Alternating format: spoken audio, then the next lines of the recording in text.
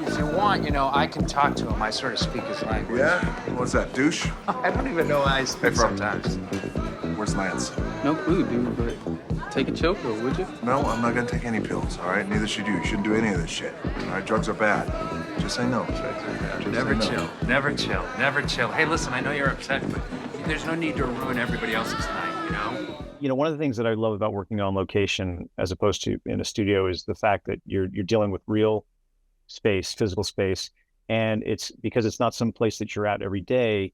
It's like a new puzzle when you're presented with a challenge and what the shot might be. And in this case, it's essentially one long walk and talk, one meandering through this house. But that first portion that gets us all the way out to the pool and to Russell was challenging because it had to be done where we are hiding our sources so they aren't seen on camera all the way through in a oneer, essentially. And it also was in a house up in the hills in California during one of the windiest sort of nights of the year, or was forecast to be a really windy night. And so had a lot of challenges in deciding how to light the exterior.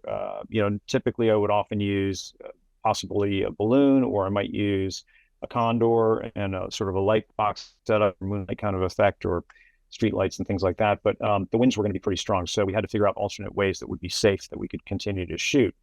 And so fortunately, my gaffer came up with a great idea. Why don't we just use the roof for the exterior part? We'll just put some lights on the roof. And in the house, we used mostly practicals, but we did hide in rigs and lamp and in the ceiling and sort of hidden by little areas so that as we went by, maybe a cabinet would hide something that was working in a different area. So, you know, it was a challenge, but it was super fun. And those are the kinds of things that I really enjoy doing. It's quite gratifying. I'm so happy you could make it. Yeah, wow. Well, your warm welcome is a little surprising considering we weren't even on the list. That's an oversight, I can assure you. Administrative error. Ah, great party. Yeah, if you can't share it with the ones that help you make it, who can you share it with? Who's paying for all the gratitude that you're spreading around here? Again with the money. Yeah, again with the money. Again with the money. It's our money. We want to know where it's going. From that point on in the scene, there's a little bit of like a do-si-do kind of quality to what's happening because it's sort of a cat and mouse kind of thing. And Russell's evading their hard questions about the money that he's spending, and they're kind of trying to pin him down. So instead of just them landing and being static, we did have this kind of like rotating thing happening, which is a lot of fun.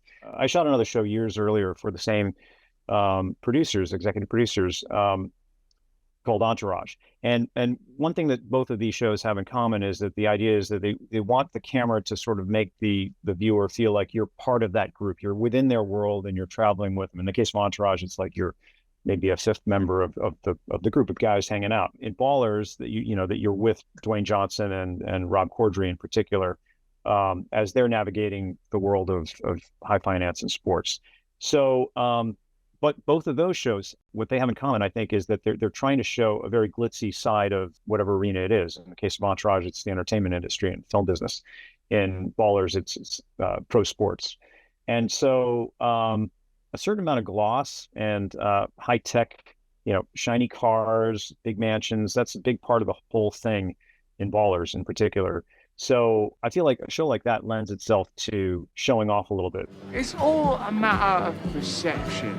You know, I've been working on this video for months, but when I get a chance to spend more of your money, I gleefully take it. Hence the added scope. Yeah, hence the added scope. After party. Exactly. We're finally on the same page.